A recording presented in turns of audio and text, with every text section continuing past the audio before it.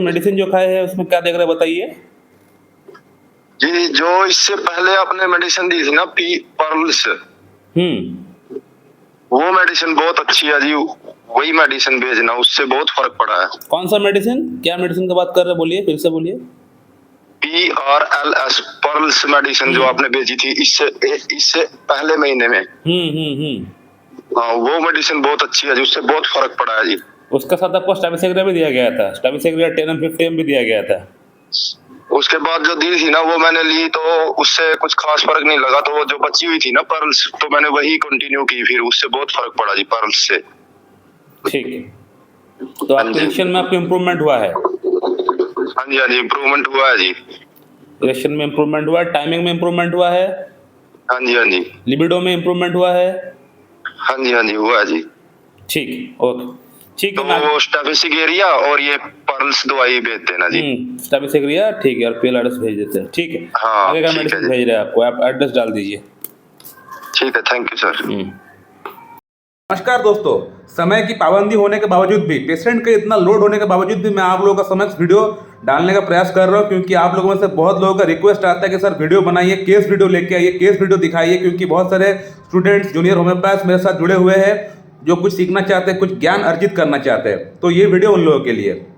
तो अभी आपने जिस पेशेंट का आवाज़ सुना, इस पेशेंट को बेसिकली इरेक्टाइल डिस्फंक्शन का प्रॉब्लम है, टाइमिंग की प्रॉब्लम है और लो लिबिडो की प्रॉब्लम है।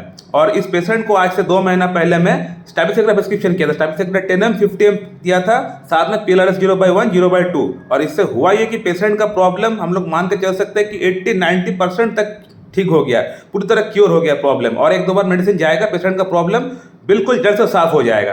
तो ऐसा इसलिए हुआ क्योंकि पेशेंट का मैं टोटालिटी के बेस पे मैं ट्रीटमेंट स्टार्ट किया था।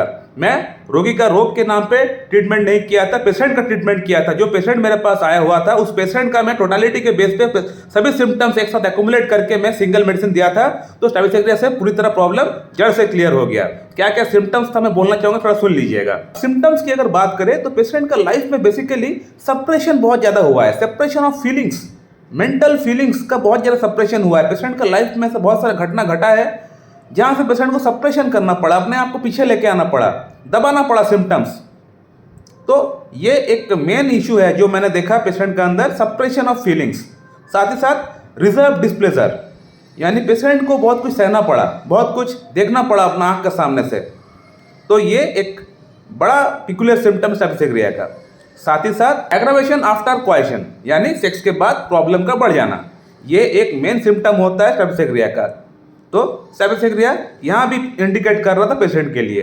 फोर्थ सिम्टम की अगर बात करें तो पेशेंट का मन में सेक्स के प्रति विचार तो आता है लेकिन फीलिंग्स नहीं आता है। यानी जब भी वो अपना पार्टनर को टच करता है, जब भी वो स्टिमुलेट करने का प्रयास करता है अपने आप को, तो वो स्टिमुलेट नहीं हो पाता, यानी वो फीलिंग्स नहीं आ पाता है। जो एक पार्टनर को एम्ब्रेस करने पर या टच करने पर, हग करने पर जो एक फीलिंग आना चाहिए, वो फीलिंग इनको नहीं आ पाता है।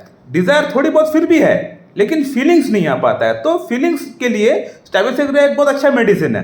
इसके अलावा पेशेंट के सामने आसपास अगर कोई धूम्रपान करता है, कोई अगर स्मोकिंग करता है, तो वो उसका गंध को ले नहीं पाते, उससे उसको प्रॉब्लम होता है। और इसके अलावा आंख में बहुत बार स्टाइल्स हो चुका है, ये एक और एक सिम्टम है। और साथ ही साथ इरिटेबल टेम्परामेंट है, यानी एक काइंड ऑफ बोल सकते हैं कि हमेशा पेशेंट जो है गुस्से में ही रहता है। उसको अगर अच्छा बात भी बोलो तो गुस्से में ही आपको रिप्लाई करेगा। तो काइंड ऑफ इरिटेबल टेम्परामेंट पाया जाता है स्टैबिसेग्रिया के अंदर। तो इन सभी सिम्टम्स को एक साथ एक्यूमुलेट करके मैं पेशेंट को स्टैबिसेग्रिया प्रिस्क्रिप्शन किया था 10 50 फॉलोड बाय PLRS 0/1 0/2। इससे हुआ ये कि पेशेंट का अंदर प्रॉब्लम पूरी तरह क्योर हो चुका है। एकदम हम लोग बोल सकते हैं कि 80-90% प्रॉब्लम क्योर हो चुका है और 1-2 बार मेडिसिन जाने से पेशेंट का पूरी तरह क्योर हो जाएगा। सो माय डियर फ्रेंड, मैं इस वीडियो पे ही एंड करता हूं। अगर आप लोगों को इस वीडियो के रिगार्डिंग कोई सवाल है मन में तो सवाल करिए, मैं आपको रिप्लाई वहां पे दे दूंगा। So thank you very much and have a good day.